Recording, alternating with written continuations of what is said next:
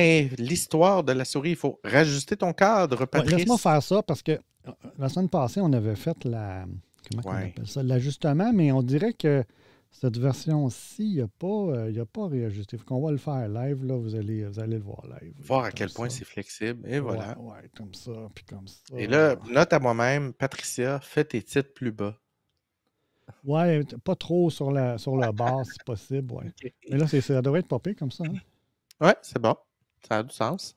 Évidemment, cette semaine, on va parler de la souris. C'est un élément qu'on utilise à tous les jours, hein, depuis fort longtemps. Et il y a des jeunes qui vont nous écouter, qui n'ont pas connu Patrice la souris à boule et tous ses struggles. On va en parler tantôt.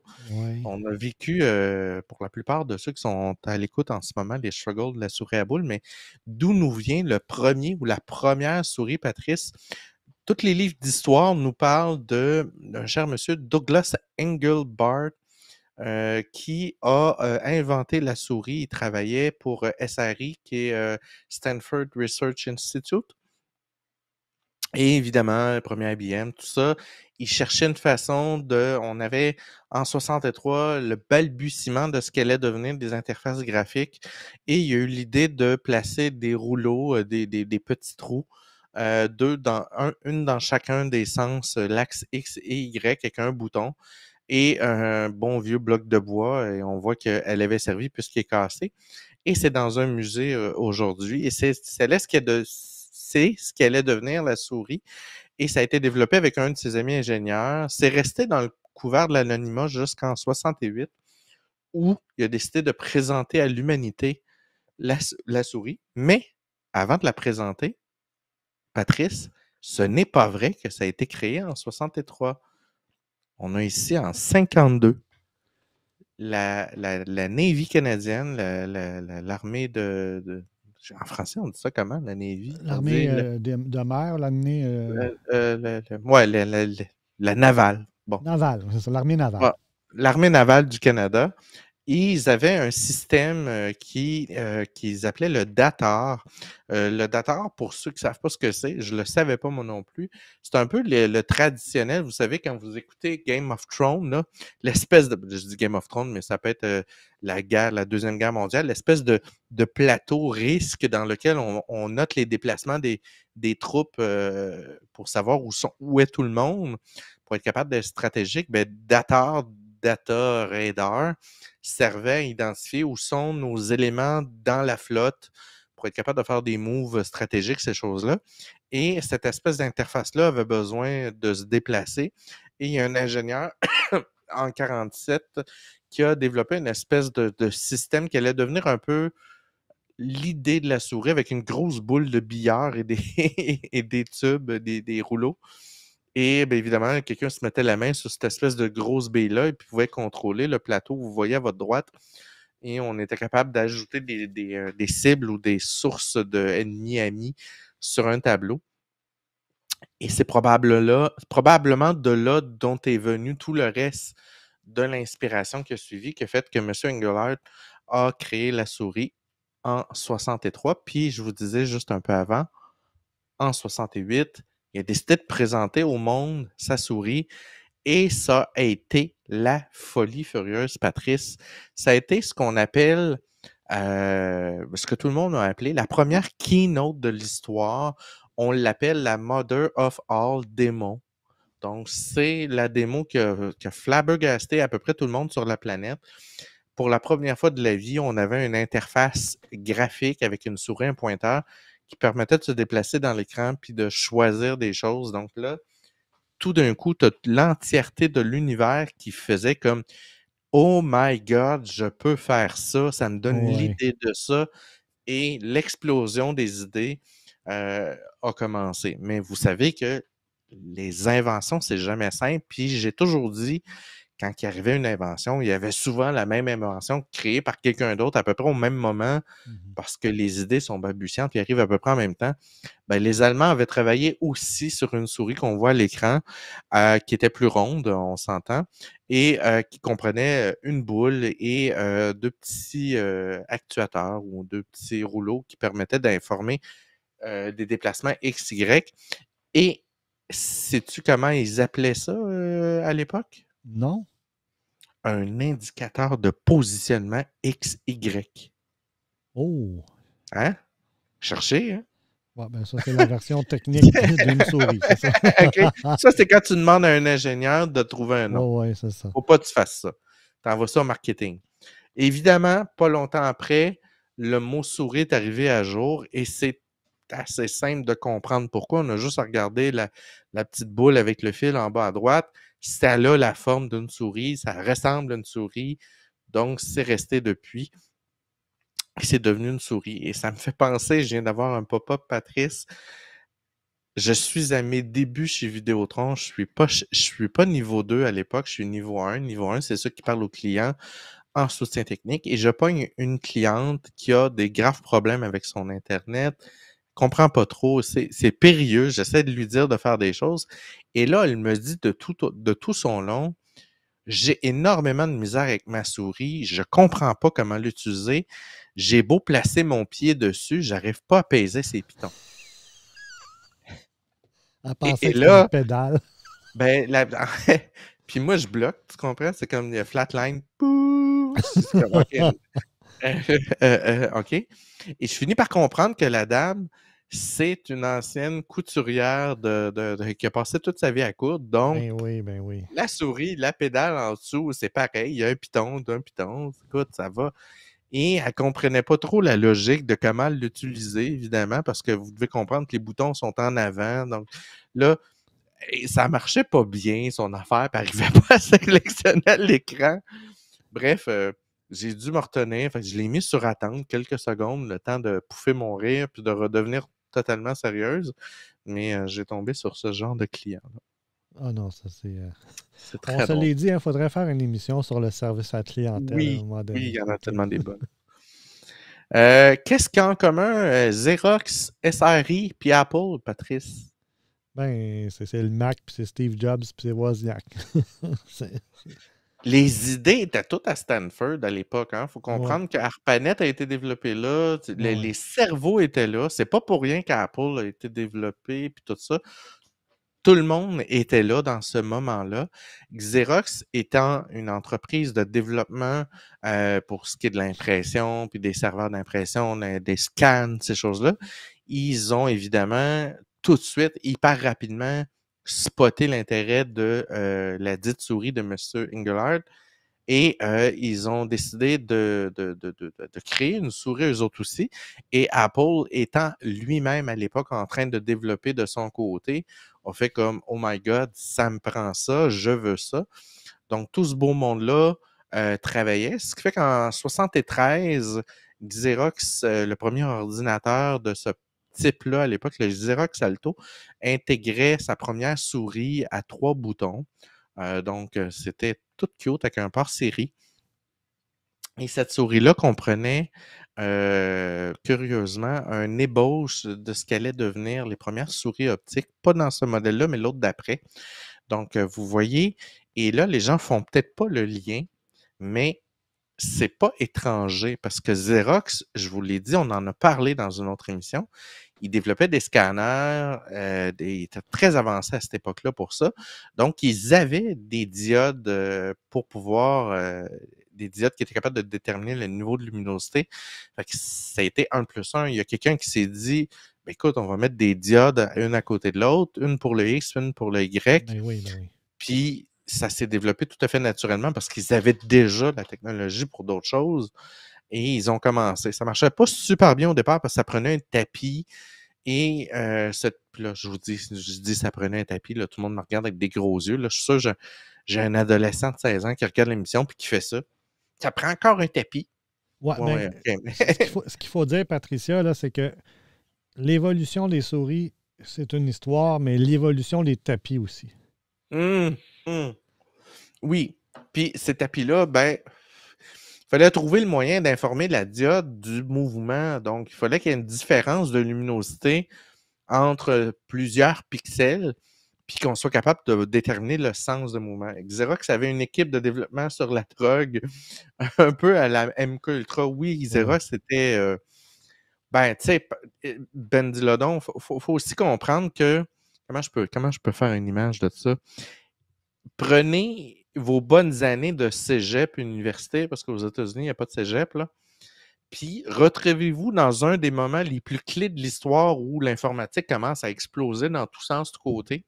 Donc, rajoutez à ça les années potes, les années party, les années Psychédélique. wouhou. Ouais, ouais, ouais, ouais. Puis mélangez à ça le développement et le hype du on a la patente du sexe. C'est sûr, Ben, euh, que forcément, il y avait des gens très hype et très intégrés à la limite de la secte Ouais. qui développaient à cette époque-là. Puis le problème avec Xerox, c'est qu'ils étaient très orientés sur leurs appareils de digitalisation et d'impression et pas tant sur la partie ordinateur ou comment utiliser le micro-ordinateur. Donc Ouais. de là où toute la recherche dont ils faisaient était exceptionnelle, mais c'était tout le temps dans le but de Oui, vendre plus de scanners. Ben oui.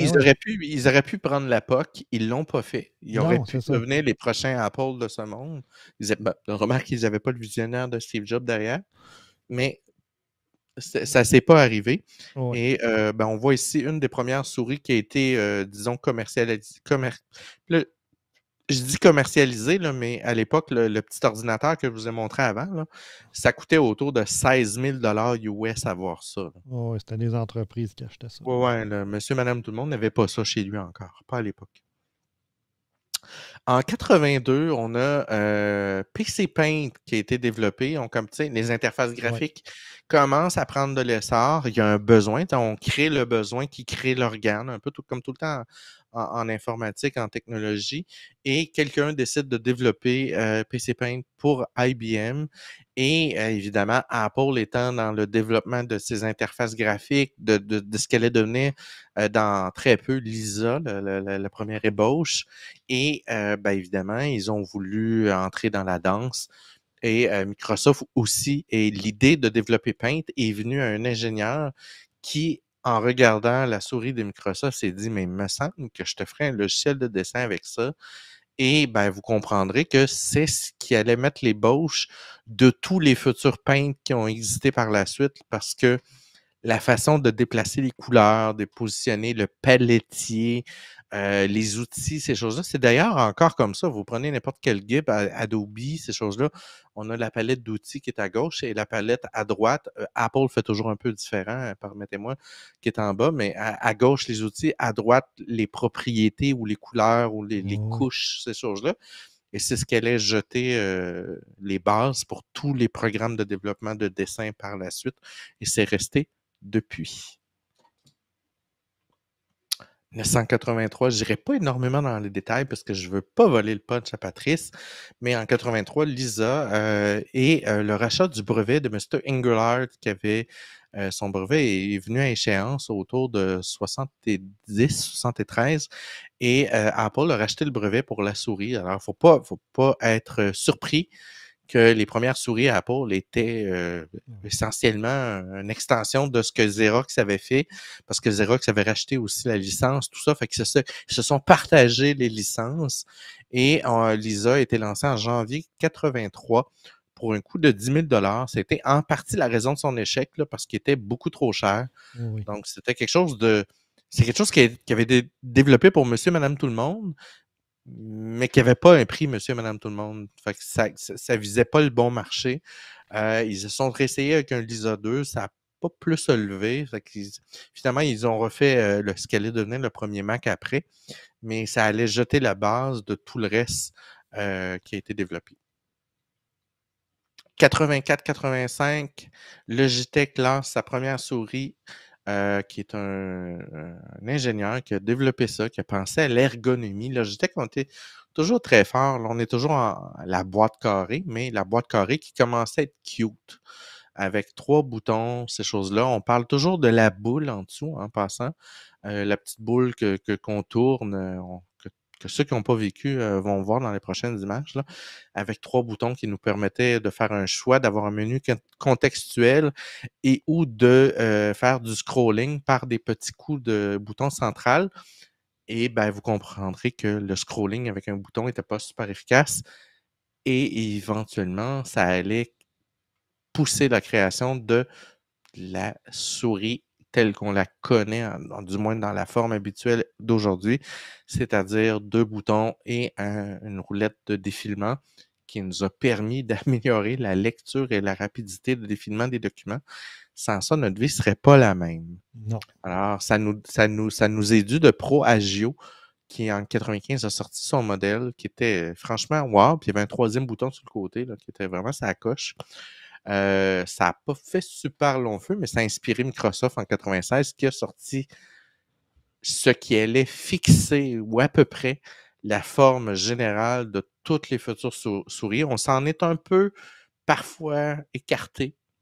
On a créé des modèles qui étaient complètement différents, mais chaque fois qu'on s'en écartait quelques mois ou années après, on revenait finalement à cette forme-là qui, depuis, a pas beaucoup changé parce qu'on arrive, j'ai toujours dit, Patrice, quand on développe quelque chose, éventuellement, on finit par atterrir à un point où on a atteint le summum de l'architecture.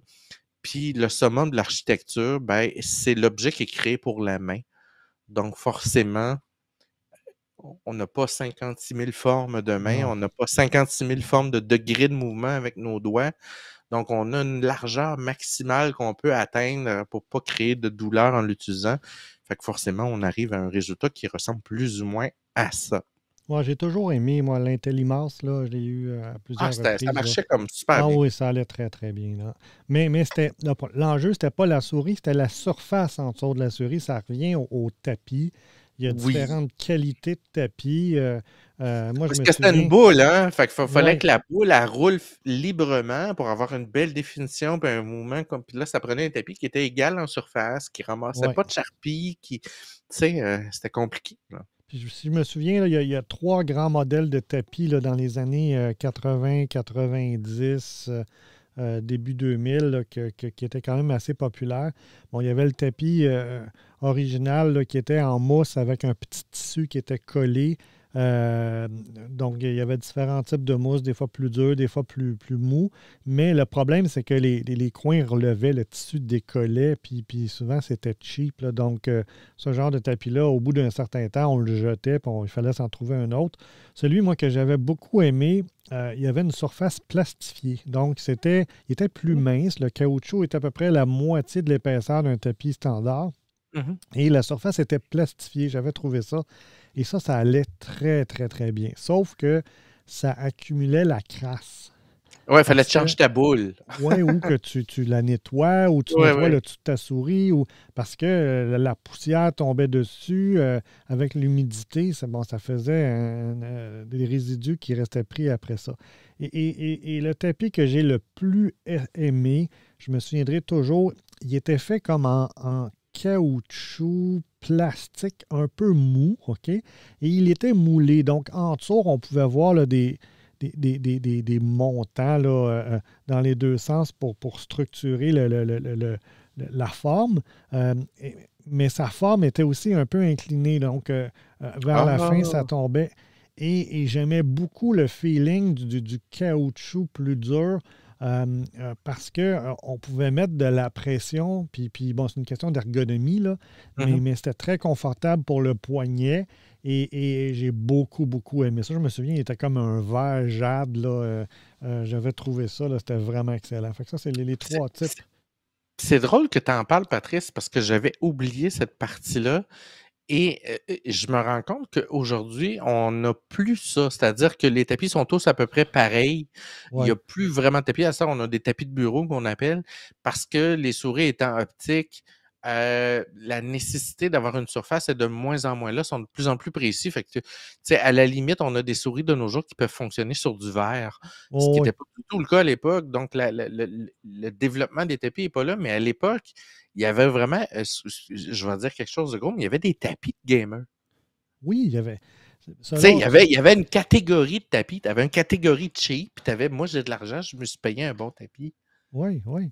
Puis c'est pas tout le monde qui réagit de la même façon d'un point de vue sensoriel Non? à quelle pression je veux mettre ou qu'est-ce que je fais avec la souris. Là, quand tu fais du Mhm. dessin, c'est pas pareil que quand tu fais juste du traitement de texte ou même du chiffrier électronique. Donc, C'était vraiment Exact. Si important tu fais d'avoir le du bon tapis. dessin puis que ton poids tu veux pas que ta main accroche dans le matériel, tout ça, tu n'auras pas les mêmes besoins. Aujourd'hui, on n'a plus ce détail-là ou du moins cette approche-là. Les souris Ouais, sont ultra efficaces. Heu, le problème de la boule, Patrice, hein? Le oui, fameux oui. problème de la boule. Ceux qui sont nés après la boule n'auront jamais connu ça, mais sachez que sous la souris, il y avait une bille, caoutchoutée, un genre de bille en métal avec une surface caoutchoutée par-dessus et cette bille-là, on pouvait y accéder en tournant l'espèce de couvercle rond. Vous voyez que les flèches rouges, là, on enlevait le couvercle, on sortait la bille et ça, on devait faire ça plusieurs fois, parfois par jour ou par semaine.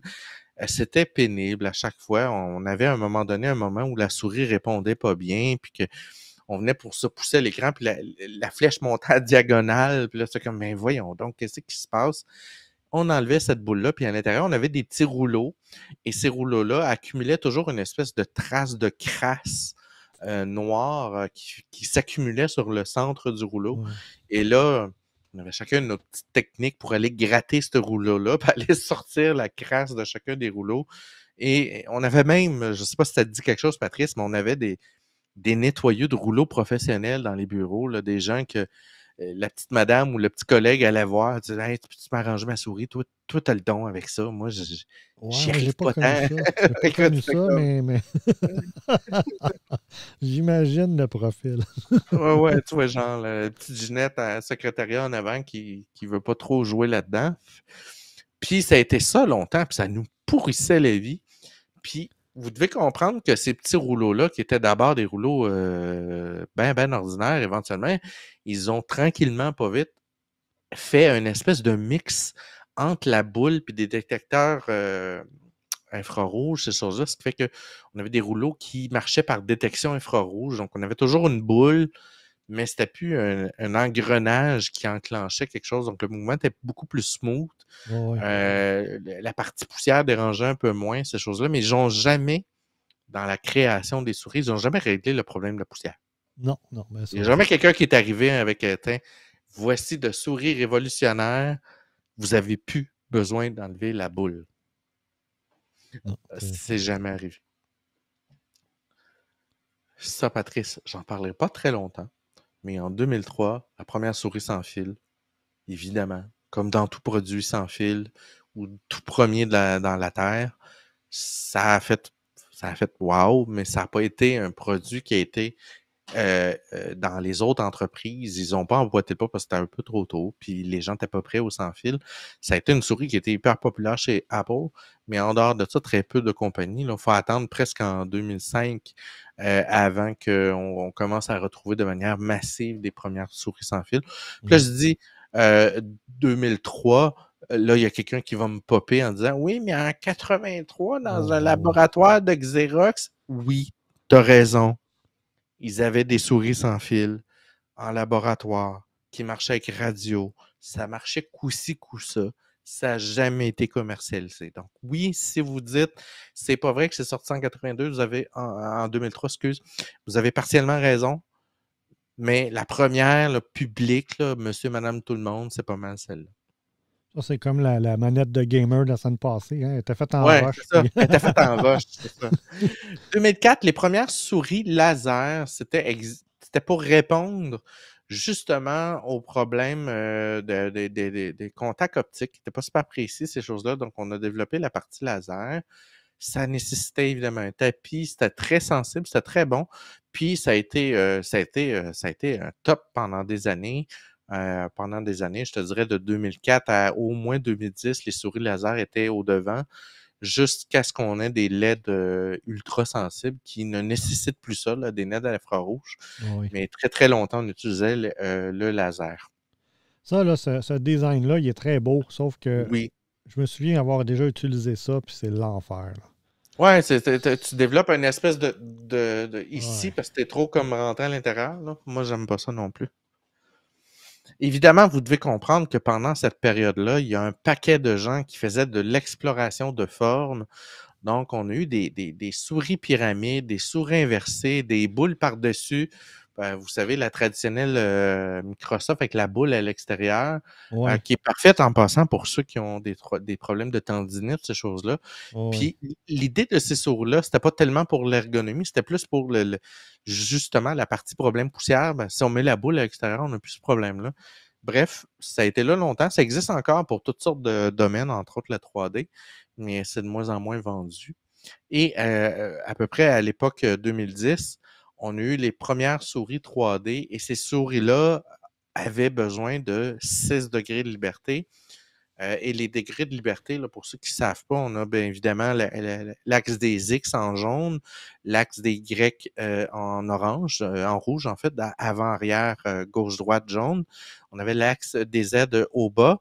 Puis à cela, on rajoute les degrés de rotation, qui sont que les degrés 4, 5, 6. On a évidemment le lacet, comme dans un avion, là, qui permet de tasser la queue par rapport au nez.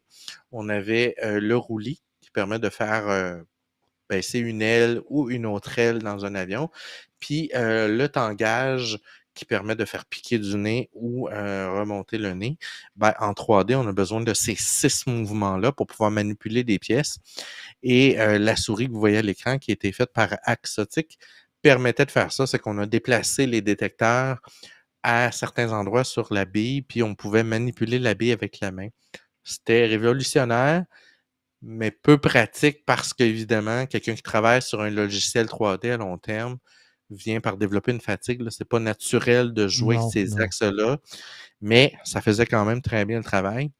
Et à l'époque, on a eu Kinect qui a révolutionné le monde. Oui, Et, oui, oui. et Kinect, ça a révolutionné le monde à plusieurs égards. J'en parlais aussi. Ça a été la première interface qui permettait le suivi des mains à l'extérieur. Donc, on n'avait pas d'objet, on pouvait faire un suivi très, très efficace. Et c'est tellement efficace, le capteur Kinect, qu'il est encore utilisé de nos jours comme outil de DIY, donc ceux qui vont faire du développement 3D, d'impression 3D. Il y a un paquet de comment le faire soi-même là, avec un capteur Kinect pour aller scanner des objets. Oui, Donc, hein. pour être capable de scanner en 3D un objet pour pouvoir en faire une impression. Évidemment, aujourd'hui, souvent des capteurs beaucoup plus pratiques, là, LIDAR, ces choses-là, qui sont beaucoup plus chères, mais ça a influencé énormément beaucoup, beaucoup de recherches. Et c'est évidemment ce qui se sert aujourd'hui sur vos téléphones pour suivre les mouvements, suivre les yeux. Euh, on retrouve ça aussi dans les consoles de réalité virtuelle, là, pour être capable de suivre vos mains puis d'aller chercher des objets. Tout ça est basé un peu sur la même technologie au niveau de l'interface main-œil et main-appareil. Et où on va dans le futur, bien évidemment, on a les souris RAT, qui sont des souris de gamers, évidemment, qui sont, ben écoutez, on a poussé à l'extrême chacune des particularités. Puis les souris de gamers, vous allez me dire, ouais, mais c'est un peu fou. Ça l'est effectivement, mais des gens qui vont jouer à des heures à des jeux ont besoin d'avoir un contrôle hyper précis de tout, à quel endroit je dépose ma paume de main. Et cette souris-là, ben, permet, c'est pas la meilleure, mais elle est recommandée un peu partout dans le monde. Évidemment, on peut personnaliser à peu près tous les niveaux. Donc, les côtés, à quelle distance on a. On a même un repose petit doigt pour pas qu'il traîne Ah dans le oui. vide. Tu comprends? L'élément arrière pour la paume est ajustable pour être sûr que la paume se retrouve au bon endroit, qu'il n'y ait pas de fatigue. On a l'angle qui est ajustable. On a la partie du dessous avec les patins qu'on peut changer en fonction de l'effet de glissement qu'on va avoir. Les ajustements fine-tuning de chacun des boutons de la roulette. Ah On oui. peut, on peut personnaliser des profils. Donc, tel jeu a tel profil, tel niveau de précision dans la souris, parce que de nos jours, on peut ajuster aussi le niveau de DPI, dot per inch. Ah oui. Donc, si le DPI est très, très élevé, ben, on va avoir un déplacement qui est beaucoup moins rapide et plus fluide et plus précis, versus un DPI plus gros, ben, on va avoir un déplacement qui est plus rapide d'un côté à l'autre de l'image, parce que je fais plus de pas, mais je suis moins précis. Donc, ça peut convenir en fonction de chacun des besoins qu'on a, là. C'est bien cher, ça, une souris de même? Ça va chercher dans les 200 $. OK. Ouais. Puis là, tu peux aller à 300 et plus, là. Il y a toutes Oh sortes oui. de modèles. Puis ça vient souvent avec des poids lestés, là. Fait que là, tu rajoutes des petits poids en dessous pour Ah avoir un oui, oui, poids. Ah ouais, oui. non, non, non, c'est complètement, c'est fou, là. Puis pour en avoir joué avec 2-3, ça fait une différence pour quelqu'un qui joue beaucoup, là, qui fait des mouvements. Ouais, Le ouais. poids de ta souris, le feeling que tu as dans ta souris vient changer ton comportement. Le futur, Patrice, qu'est-ce qu'il nous réserve? Mais oui, on va contrôler la souris via notre pensée, Eh c'est bien, ça? forcément, elle va finir par disparaître. Tu sais, les systèmes de lidar deviennent de plus en plus efficaces. On commence avec les systèmes d'intelligence artificielle. Tu sais, on a Google qui a Apple aussi qui insère à l'intérieur des téléphones, des appareils, le Google Tensor, une puce d'intelligence artificielle, ces choses-là. Fait qu'on va devenir de plus en plus habile à détecter ce que veut dire un mouvement, une forme, ces choses-là. Et éventuellement, on va être capable d'avoir notre téléphone posé devant nous, puis de taper, puis même à la limite, de plus du tout avoir besoin de clavier. Puis là, ben, dans un futur ultime, d'avoir un branchement cerveau humain directement avec un détecteur. Donc, la souris se déplace avec nos yeux, ces choses-là. C'est déjà en cours d'ailleurs. Donc, la souris va mourir, mais pas tout de suite, Patrice. Donc, d'après moi, on va faire un bon 75 ans avec la souris avant que ça en aille. Ouais. C'est sûr que la souris, jusqu'à un certain point, si on est capable de dicter qu'est-ce qu'on veut faire, exemple, je veux telle fonction, mais tu n'es pas obligé d'avoir une souris qui se déplace pour le faire. Là, ben, quand tu es rendu dans le dessin, là, probablement qu'il faut vraiment une souris ou un pointeur ou quelque chose qui fait que tu veux. Ça me fait penser, j'écoutais un résumé d'un YouTuber cette semaine, un YouTuber anglais bien populaire, fait toutes les reviews des nouveaux téléphones, ces choses-là. Puis il interviewait Sundar Pichai de Google, le CEO de Google. Puis le CEO de Google racontait qu'il y avait vraiment une scission qui s'était faite entre les vieux utilisateurs qui ont connu l'évolution des appareils versus les nouveaux utilisateurs qui ne savent plus où sont les choses dans l'appareil.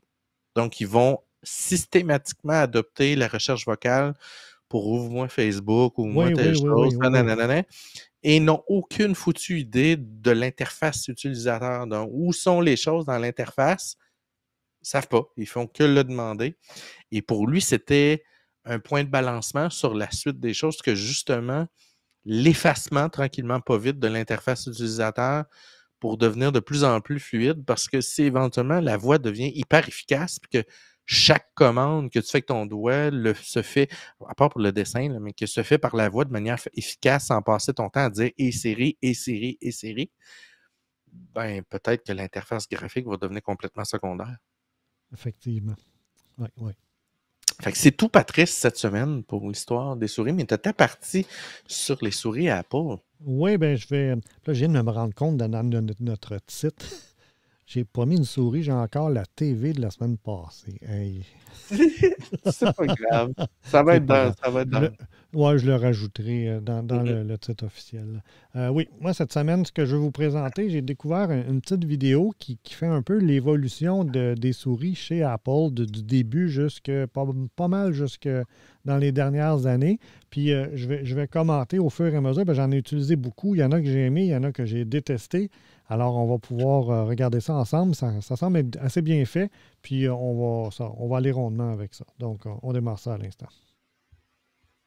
Apple's product design is legendary, and before the Macintosh was released, Apple's Lisa introduced the concept of a graphical user interface in mouse to Apple's customers.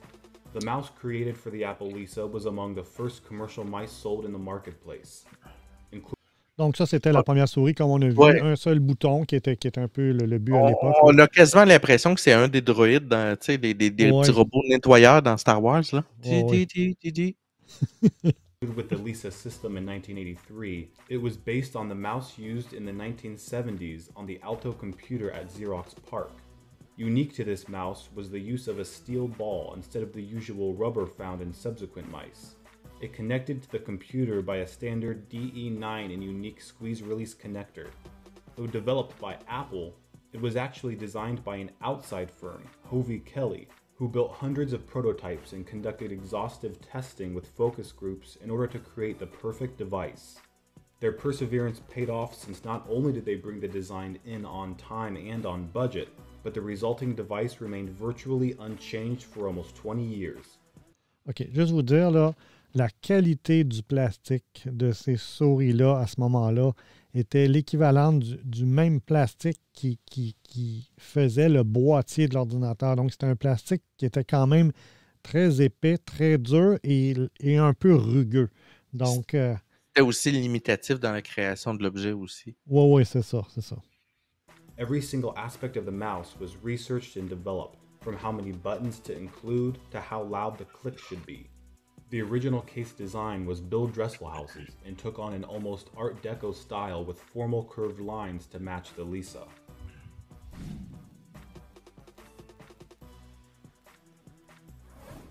The Macintosh mouse was little changed from the original Lisa version and is completely interchangeable. The case was a slightly darker brown than Lisa's beige coloring, and it had less formal lines, with a thick chamfer around its edges to match the Macintosh case. Mechanically, the Lisa's steel ball was replaced by a rubber-covered steel ball, but otherwise connected with the same DE9 connectors, though updated with a square shape and standard thumb screws. When the Macintosh Plus debuted in 1986, Apple had made minor revisions to the mouse mechanism across all product lines. They unified the cable connectors and used a more rounded shape. The following year, Apple once again unified its product lines by adopting a uniform platinum gray color for all its products. In 1987, this mouse had its final design change, updating both its color to platinum with contrasting dark gray smoke accents and minor mechanism changes.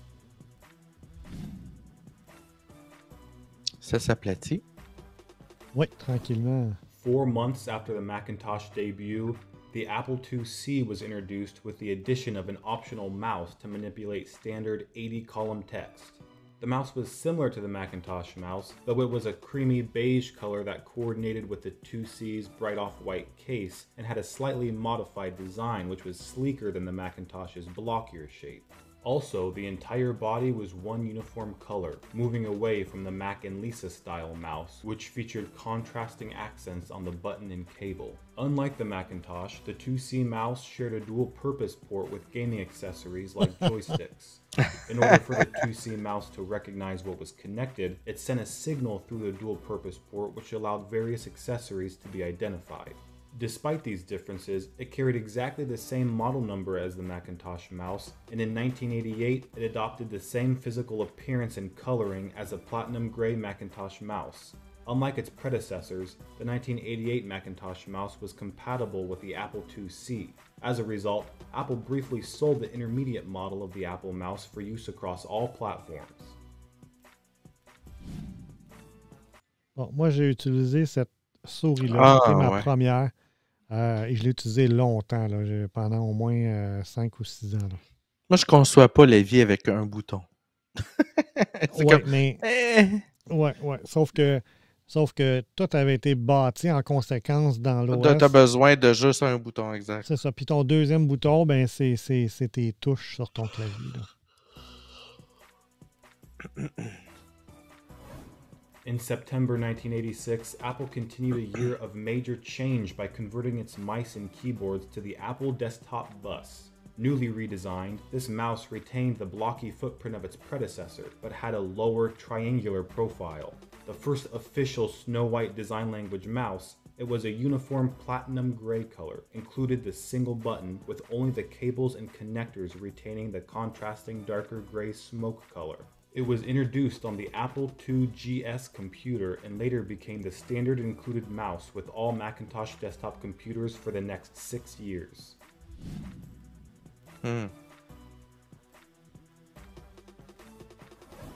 In only its third major redesign in 10 years, the Apple mouse shed its blocky exterior for rounded curves. The so-called Microsoft avait commencé à faire beaucoup de ronds. Its predecessor, but with a new case subsequently considered the ideal shape of mice. The basic design persevered through the years and was widely adopted by other mouse manufacturers. It was included with all Macintosh desktop computers from 1993 until 1998. It was also the first mouse produced by Apple in black to match the Macintosh TV as well as the Performa 5420. Ça, c'est l'OVNI. Ouais, j'ai jamais utilisé celle-là. Moi, je l'ai The Apple utilisé. USB Puis mouse was Apple's first mouse that connected to the computer through its USB port. Released with the iMac in 1998 and included with all successive desktop Macs for the next 2 years, the round Hockey Puck USB mouse is widely considered one of Apple's biggest Hockey puck. failures. Marking the Biggest switch from Apple's failure. desktop Ouais, mouse, the colorful translucent mouse was a radical departure from its predecessors, down to a ball whose two-tone surface fluttered past the user's eyes as it spun under the mouse's translucent housing.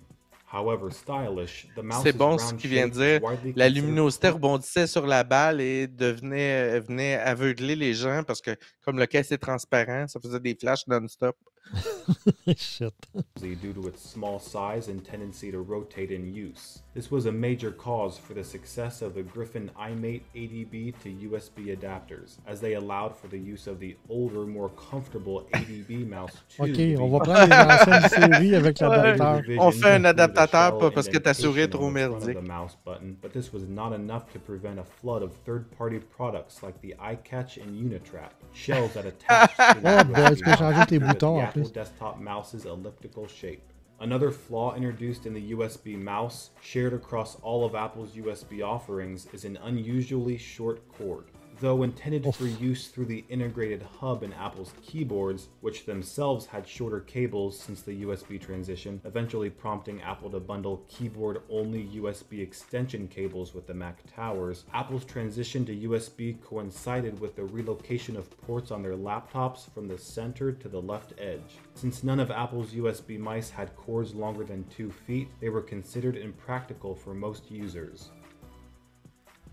Imagine, t'étais droitier, le port, t'as pas du bon bord, ou gaucher, final bâton. Ouais.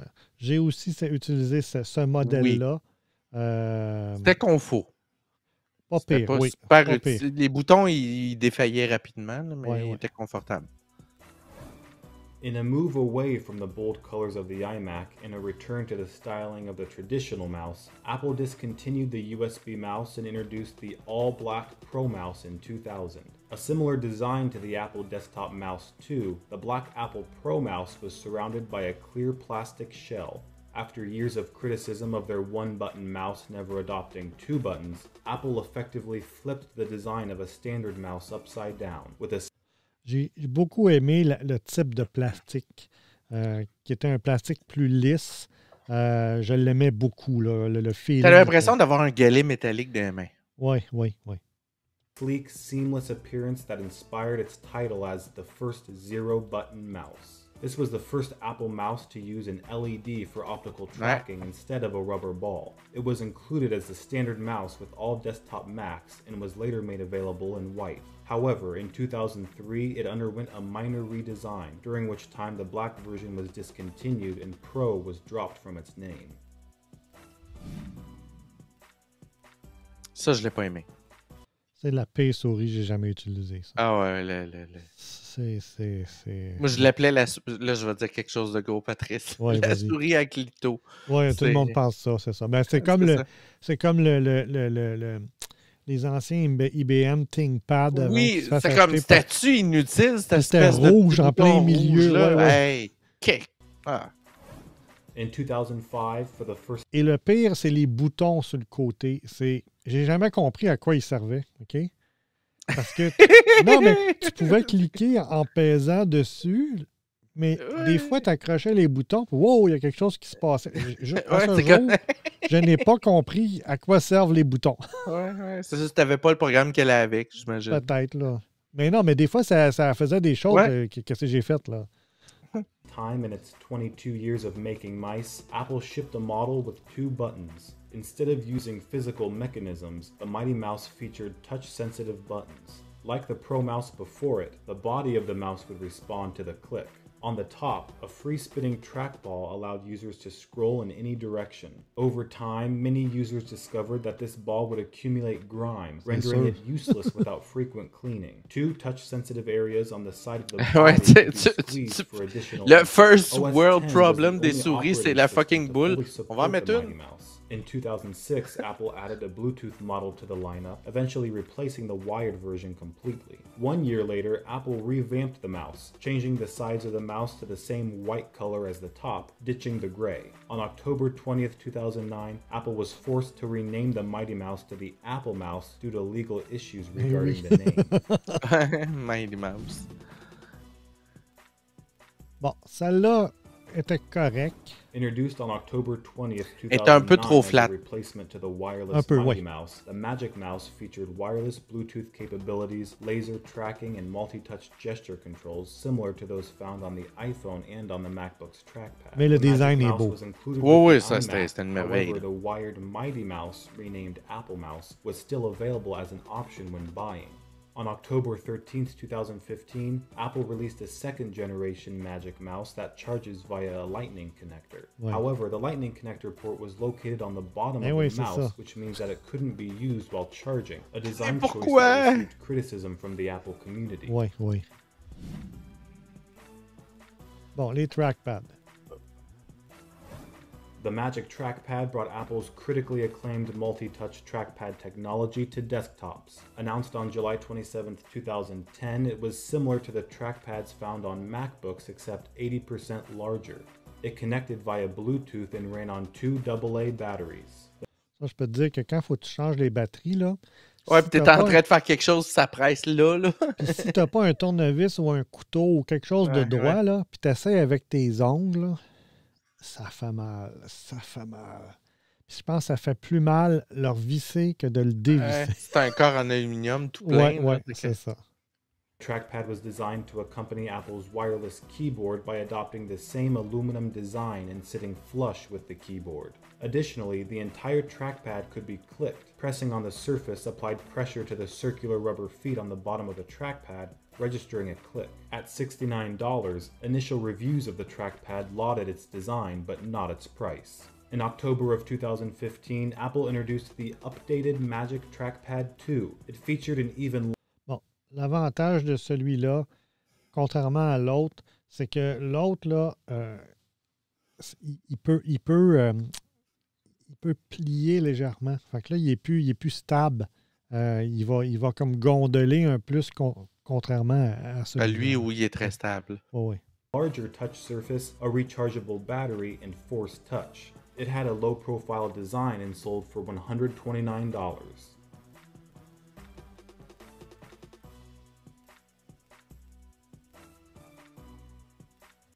Moi, j'ai la version, je vais vous le montrer, là.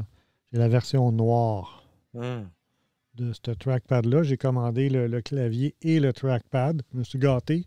C'était pas nécessaire. J'aurais pu utiliser ceux que j'avais déjà, mais je me suis dit, ben là, je vais me gâter, puis je vais tout mettre ça noir et argent. Donc, j'ai la version noire. Mais c'est ça. Ces souris-là, là, il y en a qui ont été excellentes et il y en a d'autres, c'était l'enfer, là, surtout celle avec le clito. Là, c'est pas évident. Là, ouais, puis ce qui est très drôle, c'est correct parce qu'Apple ont toujours gagné à cause de ça, c'est qu'ils étaient hyper agressifs dans la partie recherche et développement. Donc, ils essayaient quelque chose. Ah, non, cette forme-là pas bonne, une autre forme, pendant que les autres constructeurs, Logitech, Microsoft, étaient somme toute assez conservateurs dans la forme parce qu'ils s'étaient rendus compte de bagarre. Les gens veulent 2 boutons, une roulette, puis tu sais, paume de la main d'attitude. Puis ils ont poussé pendant longtemps ces bouts-là sans trop changer. Puis éventuellement, Apple s'est révisé, puis regarde, tout le monde veut fucking 2 boutons, puis ben on va finir par mettre 2 boutons parce que c'est nécessaire, les menus contextuels. Fait que ils se sont finis par se réviser, mais ça a permis aussi d'influencer les autres constructeurs qui se sont aussi été influencés par Apple parce que trop longtemps, Microsoft et les autres développaient des objets qui étaient fonctionnels, pratiques, très, très, très bien faits, mais qui étaient pas beaux. Non, puis il n'y a pas d'innovation dans les produits nécessairement. Là, Apple a influencé le développement qu'on voit de plus en plus dans les PC de nos jours avec une recherche du toucher, de l'effet sur la main, ces choses-là, qui étaient reléguées comme ça sert à rien, les gens veulent avoir quelque chose de fonctionnel. Non, les gens paient aussi un peu pour le feeling de ce qu'ils utilisent. Oui.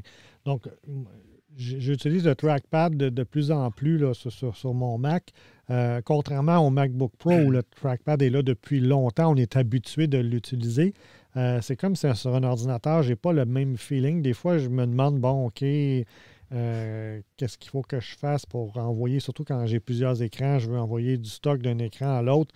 Avec une souris, c'était facile. Avec les doigts, c'est pas tout le temps facile. Non.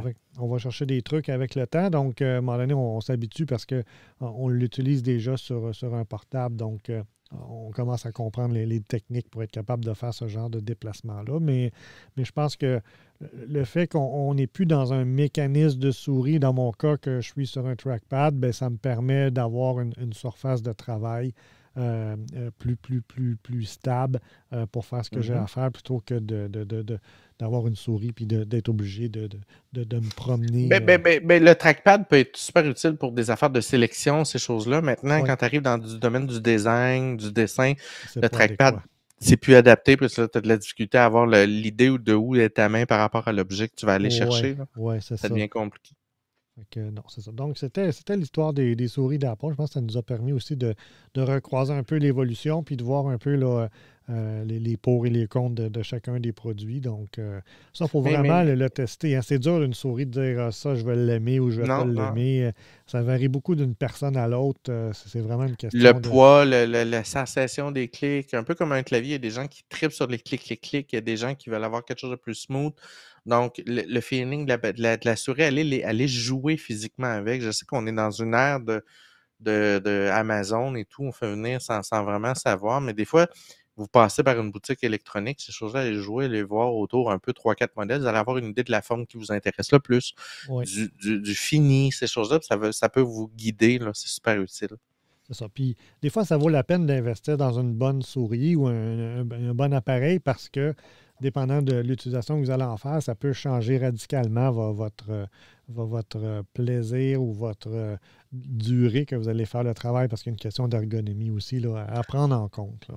Moi, depuis quelques années, je suis sur les fameuses Logitech là, de base qui ont été repris par Microsoft et tout le monde, des petites souris nano que je trouve fit super bien. J'ai ça partout. Je trouve que la durée, la précision, les piles, j'y change à peu près jamais. Là. Je peux faire quasiment 1 an avec une pile avant de la changer. Donc, moi, je trouve ça hyper pratique. Elle fit bien. Je sais que ma conjointe, elle joue des jeux vidéo. Fait que ce genre de souris-là, c'est pas assez précis, c'est pas assez c'est ça.